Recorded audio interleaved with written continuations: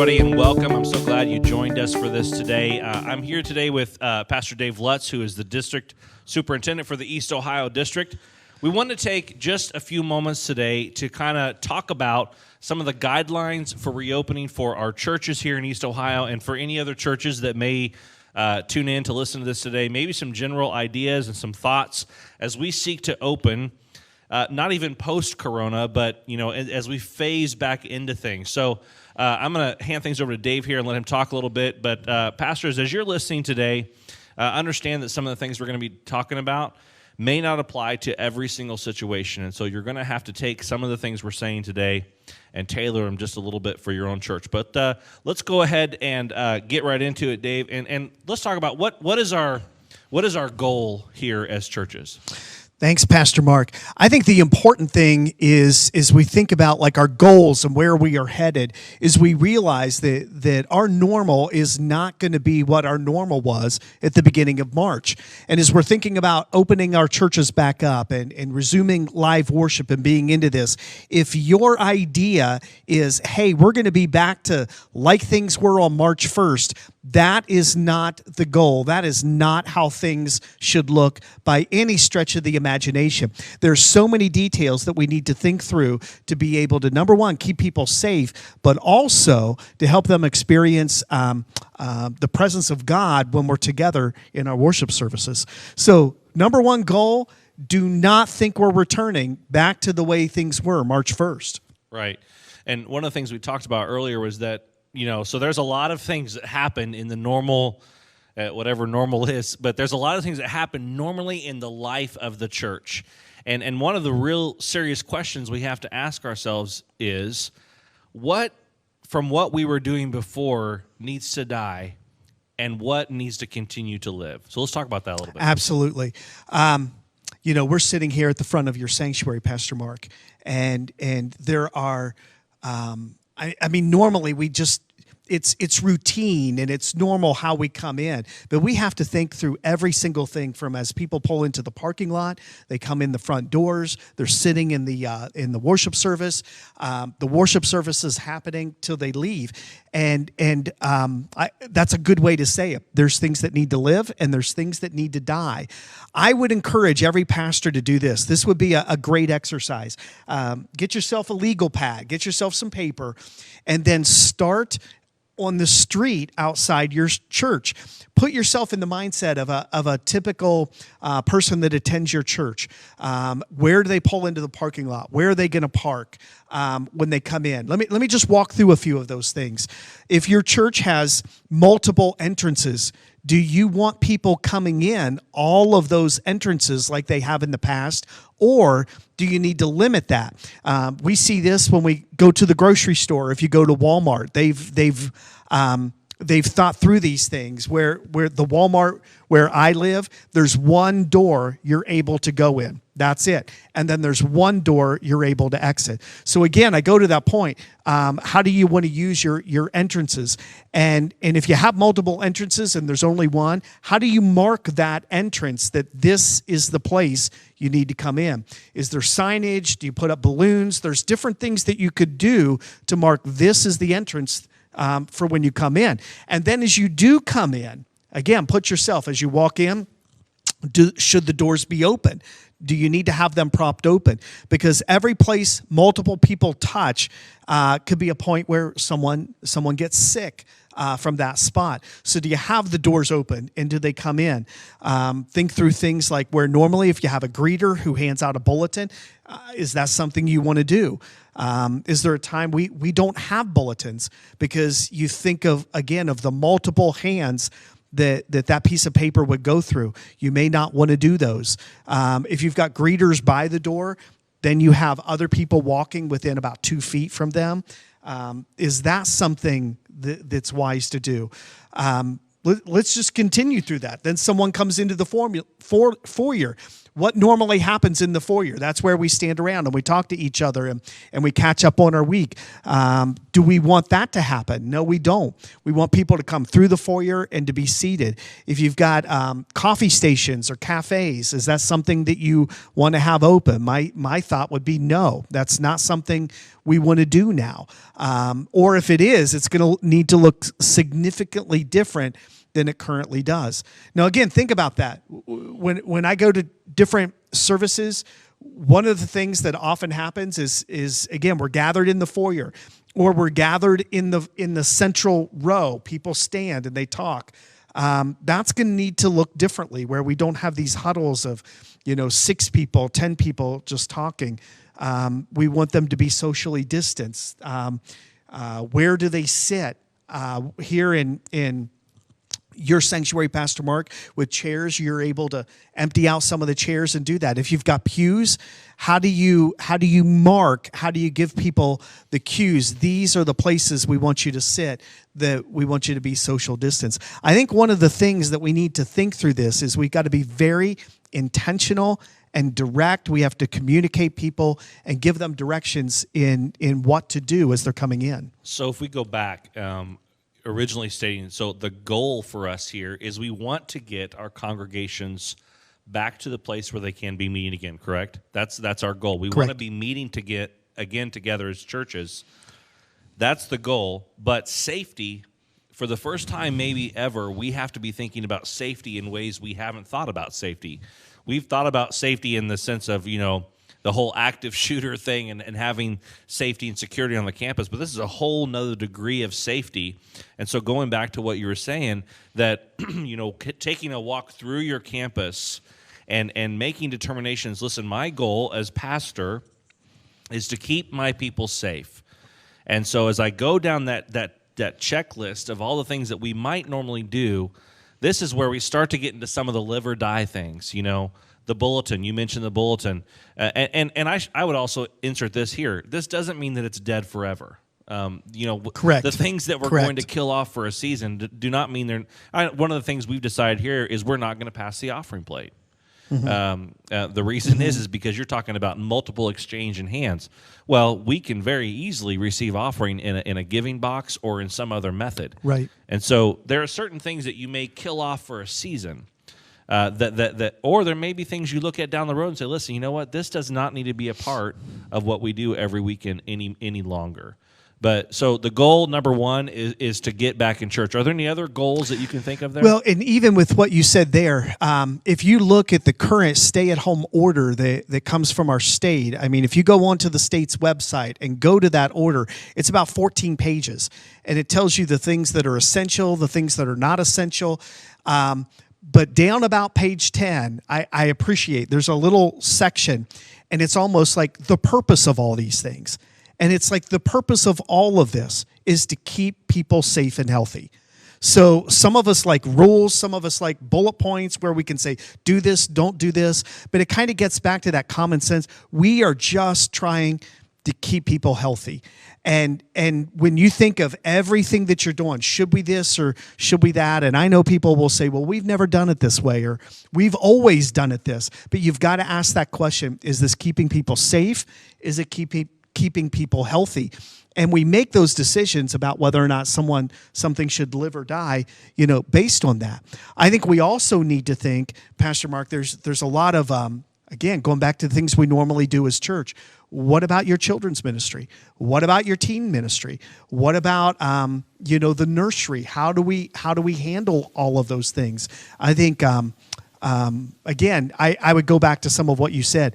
All of our churches, based on size or location, we have unique context of that. So I'm not sure I would say every church should, but every church should at least be thinking through these things. How do we keep people safe?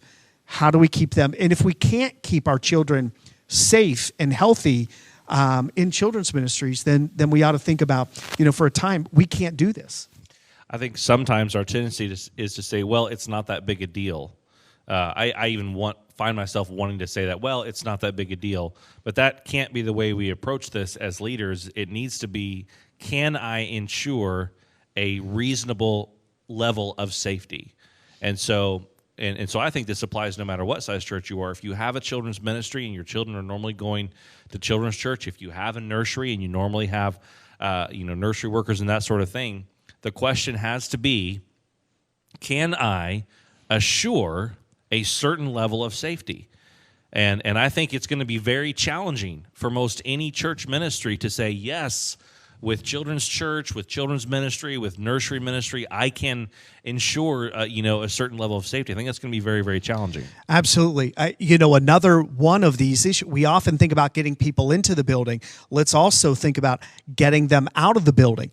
How do we dismiss people in a way that keeps them safe, that we don't have? I mean, let's say we get to a point where we're having groups of 50, let's say, and you've got 50 in your sanctuary, where 50 people are coming into the aisles at the same time.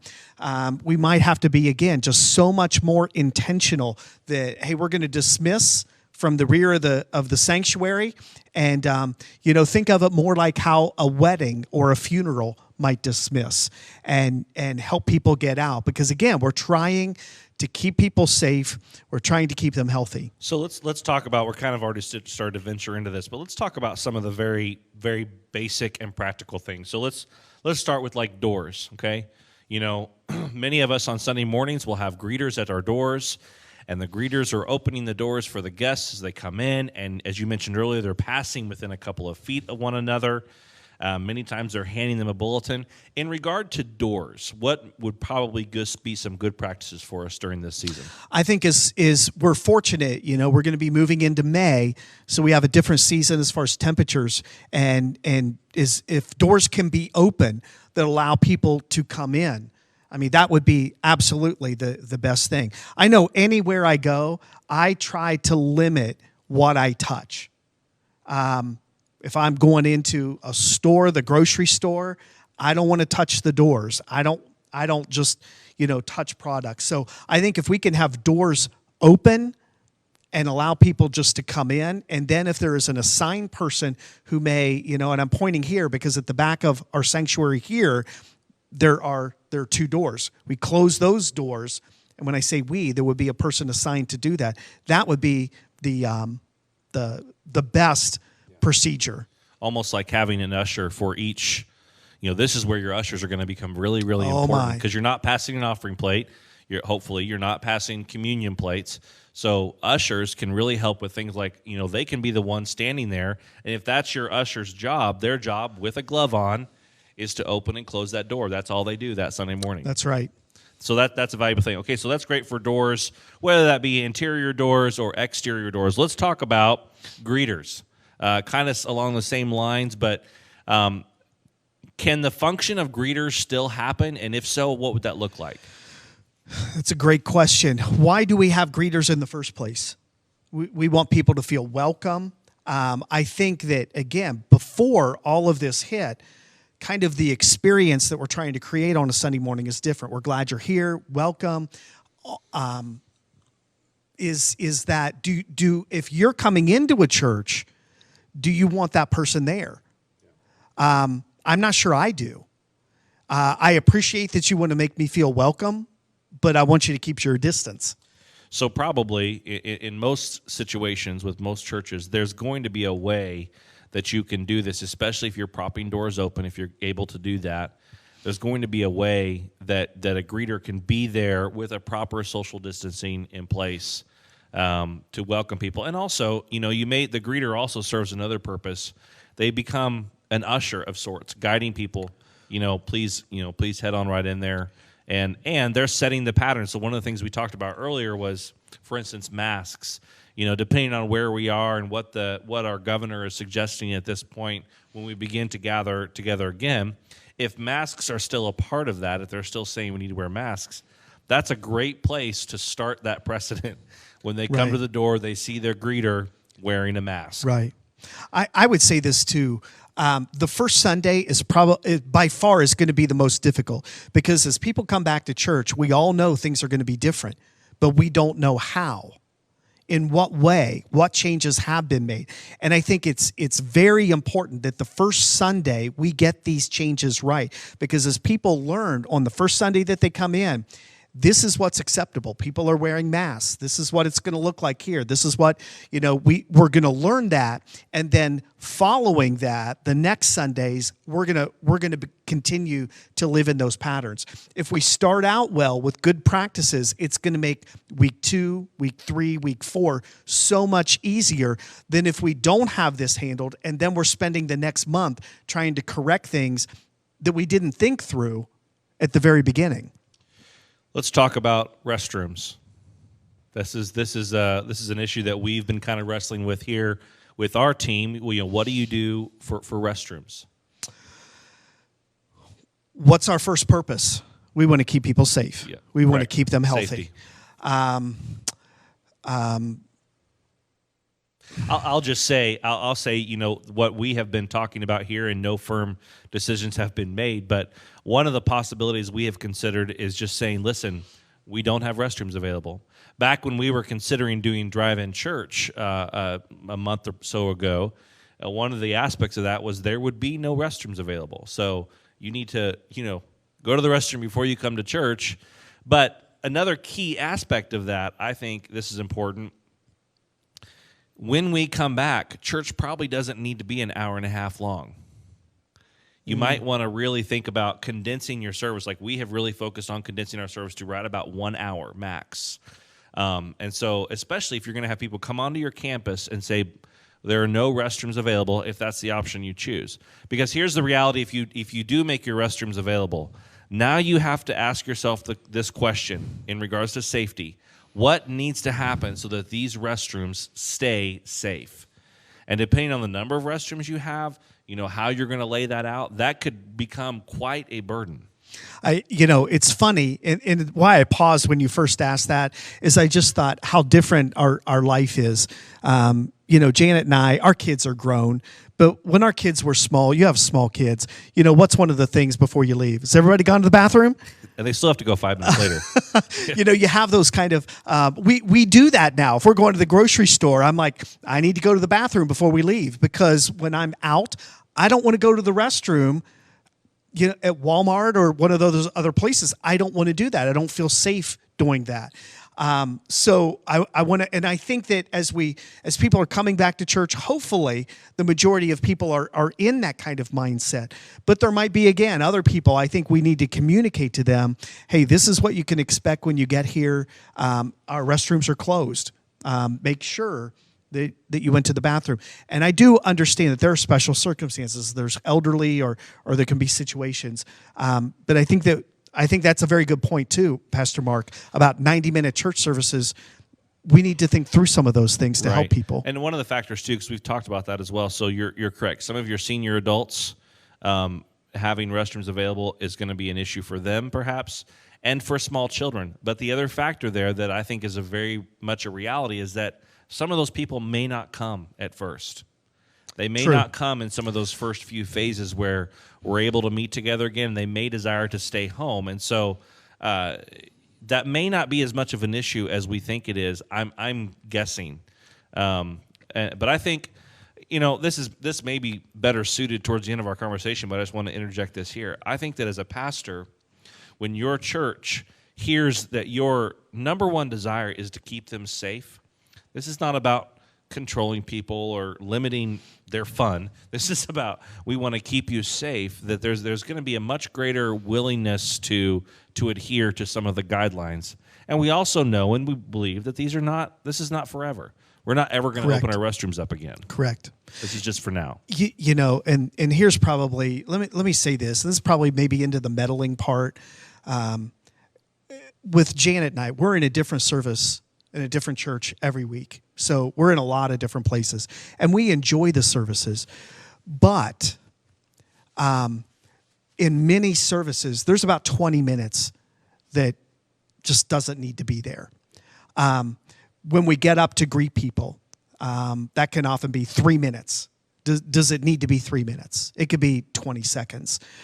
Transition times and whatever. There is, in many of our services, there's about 20 minutes that if we looked at it, we could tighten it up.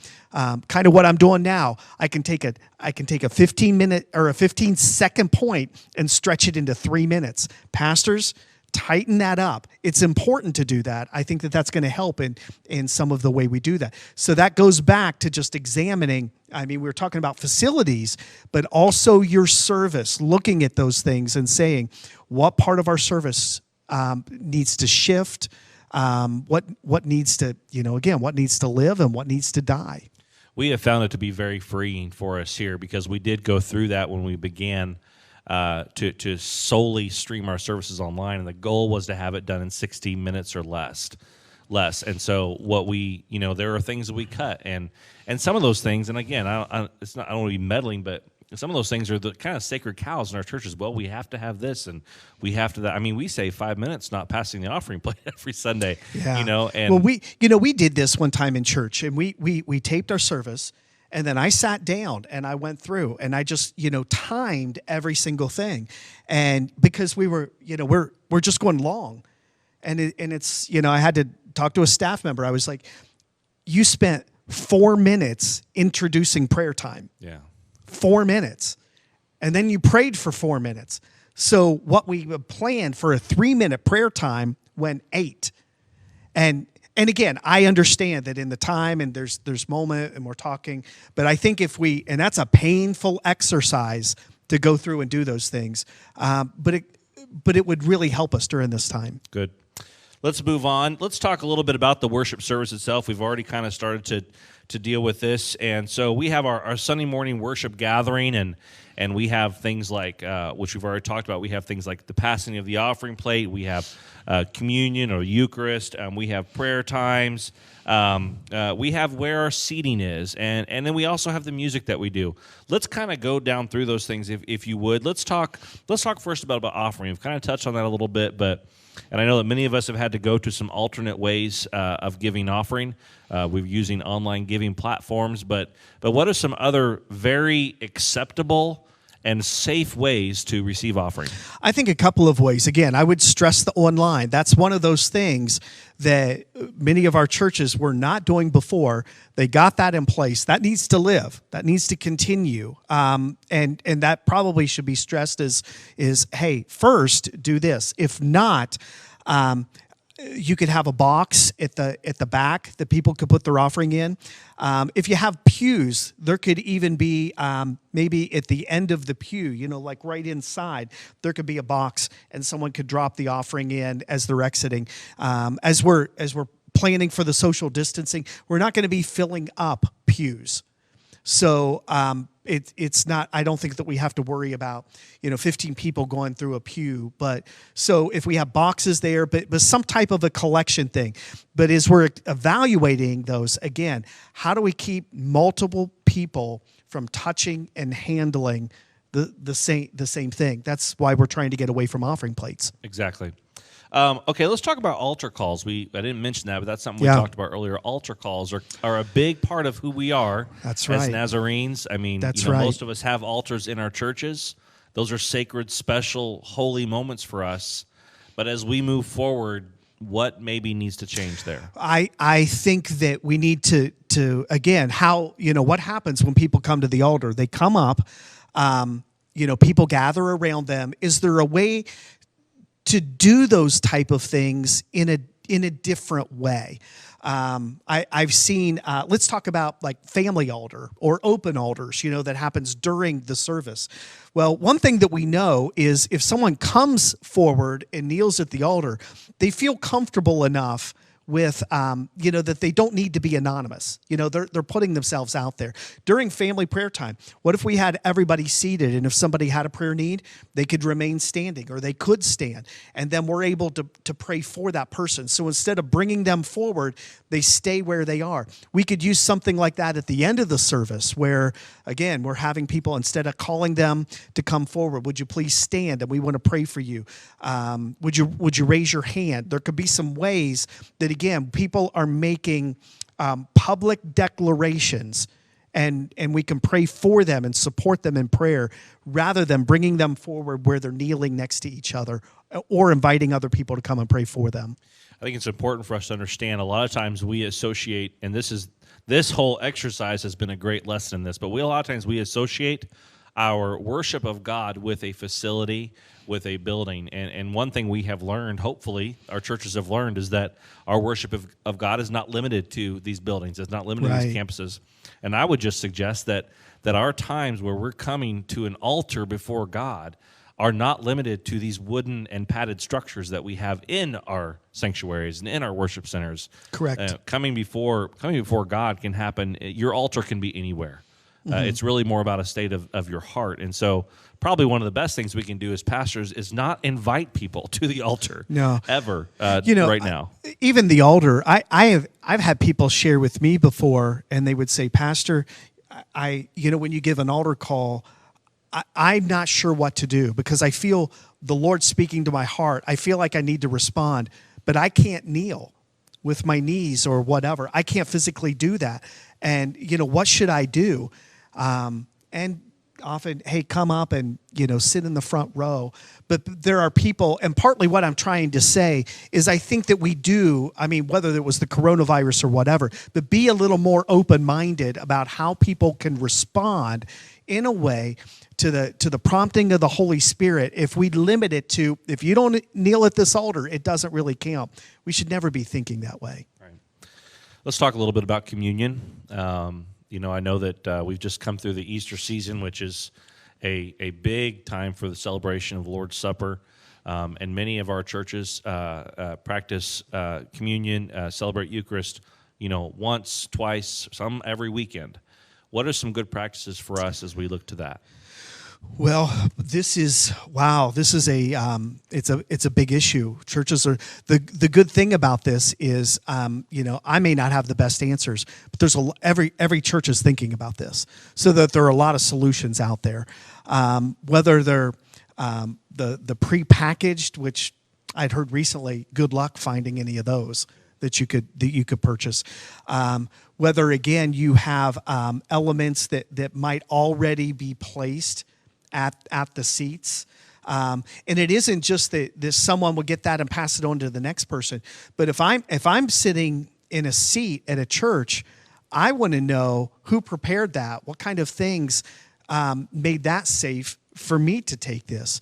So again, how do you do those type of things? Assure everyone, the people that prepared our elements were wearing gloves, they were wearing masks, to just communicate those things. Again, probably not having people come forward to receive those or having them. But again, if we're in small groups, I'm thinking of groups of 50, could there be elements and already at the rows or at the seats? That's one. I don't know, maybe you've heard some. Well, as you said earlier, there's been a lot of discussion on this, and there are varying opinions. Obviously, within the Church of the Nazarene, we take the office of the clergy seriously in regards to certain sacraments, and one of those is the sacrament of communion. And so there are varying opinions about this, various schools of thought, if you will. And I would just encourage all of our pastors to, hopefully you're utilizing your Center for Pastoral Leadership subscription, but in the CPLs, they have several great webinars, some pastors' roundtables that are being done. And there was one that Dr. Middendorf hosted right before Easter, in which he had several different individuals that were a part of that discussion. And this is one of the things they talked about. And his son, John Middendorf, who pastors in Oklahoma, was just saying, for them, if I remember correctly, they actually just opted to put off the celebration of communion, and they're looking toward that day when they can be together once again, all together. And he was saying something, I listened to it again the other day, he was saying something about how they're just anticipating celebrating Easter big. They're going to do it up big at some point. Right. And so I understand that there may be some within our tribe, and I'm not trying to espouse doctrine or theology of the Church of the Nazarene. There may be some of it in our tribe who would say, listen, it's absolutely inappropriate for us to not celebrate the Eucharist. There may be some who say if an ordained pastor is not involved with that process, it's not correct. And that's not the discussion we want to have here. Again, safety, number one. And number two, I guess I would just feel like whatever you as a pastor are comfortable doing. I'll tell you, for our Good Friday service, which is when we have communion around Easter time, we had instructed our church members to prepare for themselves communion elements at home. And then I led a communion service online. And it was actually a very neat moment because we saw they were submitting pictures and sharing what they were doing, and many of them had the same elements that we would essentially have here if we were doing it here. You know, when I was in seminary, I took a class on the sacraments, and my professor for, pastors, I don't know if this name rings a bell, but it was Dr. Rob Staples. And he impacted my life. I really love Dr. Staples. And a lot of what-if questions would come up with things about communion and baptism and, what about this and what about this? And I remember Dr. Staples sharing, and it's impacted me, but he used this term. He talked about the pastoral norm. And there are times, and I think it applies in this, there are times because of the situation, we're not just in the ideal. I mean, there is the normal. There is the rule of how things should be, but there's always the exception. And in the exception, he's like, pastoral norm. If you've got somebody in a hospital bed, how do you, and they're going to pass away, they need to be baptized. They want to be baptized. And it's like, but it's norm. The pastoral norm is, here's how we're going to do this. Here's how we're going to whatever. And we believe that God cooperates in that and God helps us in those. I think we're in one of those situations where it's like, okay, normally, 99 times out of 100, we wouldn't be doing communion this way. But this is the exception. And I think God understands that, and God is with us in these ways, these pastoral norms of doing things like the sacraments. There's nothing normal about this. The running joke has been, I must have missed the pandemic class in seminary, right? That's right. Nobody taught us how to deal with any of these things, but yet here we are, and we're navigating these waters. Along those lines, I want to tell you that when we do post this video, we're also going to put this out on our podcast. In the show notes and in the notes of the video, we're going to list some links to several other really great resources, some of them coming from our state, some of them coming from some other pastoral resources. There are a lot of really valuable Absolutely. things being taught and being said. I like to read, so I like to take in as much information as I possibly can. And I don't agree with everything. I don't agree with everything I read. And I've watched a lot of videos. I've listened to a lot of podcasts over the past couple of months, and I have not agreed with everything. In fact, some of our pastors may watch it and go, I don't necessarily agree with that. And I think that's okay. It's okay to not agree as long as we're being safe. And understanding that everybody's context is going to be the way we do things here in New Philadelphia is not the way that some of the other churches here are going to do it in town or even in our district and beyond. So it's important to soak up as much as you can as you lead through this time. Let me throw out just some. These might be some. I don't know if I call them principles, but things to think as you make decisions and evaluate. The first thing I think is for you as the pastor and for the leaders in your church, you have to set the tone for your congregation. People will. Let me read a couple of my notes here.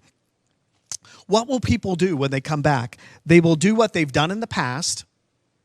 They will do what they see other people do.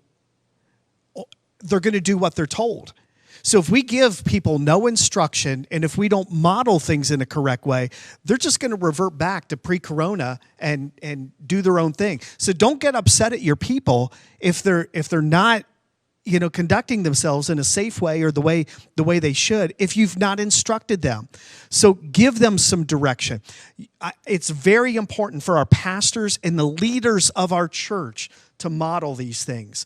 So if we think it's important that people are wearing masks in worship, and you've got half your church board that says, well, I'm not comfortable and I don't like that and I'm not going to do that, that is directly going to work against what you're trying to communicate to your congregation. We need our people being on board. And we understand that the stakes in this are higher than, well, I just don't like that, or that's not comfortable. We're beyond our personal preferences and our personal comforts. We're for the body of our faith community, and we're trying to do things to help this. This isn't just about Dave Lutz and what I like and what's comfortable for me, but it's also how I'm impacting other people. Set the tone as the pastor. Set the tone as leaders. Model it. Give them instruction, and then repeat it over communicate these type of things. Let me just share a couple of other. These are just kind of principles that I've used in making decisions. If you make a mistake, in what direction do you want that mistake to be? So, for instance, if, let's talk about like water fountains. We talked about bathrooms. Well, let's just go back because we talked about bathrooms. If you make a mistake about whether or not your bathroom should be open or closed, well, if you're wrong, in what direction do you want? I'd rather be wrong that my bathrooms were closed and we kept people safe than we had them open and somebody got sick because of the bathrooms. So we are going to make mistakes. We are going to make decisions that probably weren't correct. But when you make those mistakes, what direction do you want that to be? We want it to be on the safety of people. Pastor Mark, I always use this. I'm willing to create small problems to solve big problems. One of the mistakes that we get when we have to make decisions is, hey, I think that we should do this. And someone will say, well, if you do that, this is going to happen. And we search after these perfect scenarios and perfect decisions. And because we can't find perfect, then we end up just kind of getting caught and not doing anything. What are the big problems we need to solve? Identify those big problems. And if those create small problems, I can live with the small problems. I think the big problem is keeping people safe, right? So if you say, well, again, let's go back to that bathroom. Well, if we have the bathrooms and someone's child needs to go to the bathroom, what are we going to do? That's the smaller problem. The bigger problem is how are we keeping people safe? And then I'm going to go back. When I first started pastoring, my district superintendent, his name was Jack Schenkel, and I love Dr. Schenkel. And one of the comments that he always said, he said, reverse is a great gear. And you kind of said this earlier. We do things, but we don't have to be, there's going to be a time where we're able to get in reverse and we're able to move backwards of that. We maybe make decisions and we say, this is the way it's going to be. And when we see how it plays out and we're like, well, that wasn't the way I thought it was going to be, or boy, I overblew that. Well, reverse is a great gear. We can always go backwards. One of the things I've said sometimes is a leader is the person that's willing to stick their neck out first so it can get cut off. And so as you lead in your church, you may have to stick your neck out, and you may get a couple whacks. You may get some people say, I don't understand why we're doing this. But someone has to lead. Right. Someone has to be willing to lead. But also when you stick your neck out, if you were wrong, there's also nothing wrong with saying, you know what, that was not the right decision. Yes. And taking a step back and saying, okay, now we know this, so we're going to go this direction. And we know this whole situation, it is so fluid. It's changing. What we know one day, things are happening. I think what's going to be very interesting, the first Sunday that churches, the majority of churches are back to worship, we're going to learn so much. We're going to learn, hey, this is something that this church did that went very well. This is something that did not go well. There are going to be changes we're going to need to make week 1 to week 2 for all of this. I think one of the misconceptions has been there's been a meme that's been floating around social media, and I think it's of Chris Farley coming into one of these late night talk shows, and of course he's just running up and down the aisles and slapping hands with everybody like, that's going to be my first Sunday back. No, it's not. That's not going to be your first Sunday back. It just simply cannot be that way. Here's how things change. A friend of mine had a post on Facebook that I thought was funny, and he said, whenever I'm watching a movie or a TV show right now and I see people hug, it makes me very uncomfortable. And I thought about that, and it's really weird because at first, when all of this was kind of coming with social distancing, I felt so uncomfortable not shaking someone's hand or not greeting them, hugging them. But that it just felt disrespectful or impolite. Now, if somebody comes up to me too close, I'm kind of stepping back, and it makes me uncomfortable when I see people too close together. Right. There's definitely going to be a lot of changes that we're facing as we come forward. So I'll just say this, as we prepare to finish here, that we probably have not covered all the bases. There's probably some things that even, every day, I know some of us wait every day in anticipation of what's the governor going to say. And sometimes we learn something and go, oh, we have to kind of change our plan now. I know for us, It's basically one week at a time, Right. 1 week at a time. And so, the purpose of this for us today is, as there are certain things that we know as far as the phases going back into, and some things that's been communicated by our state administration and by our national administration, and to kind of help some of you pastors and church leaders think about some of these very practical things for when we begin to reopen our doors. And at the very beginning of this, we talked about things that need to live.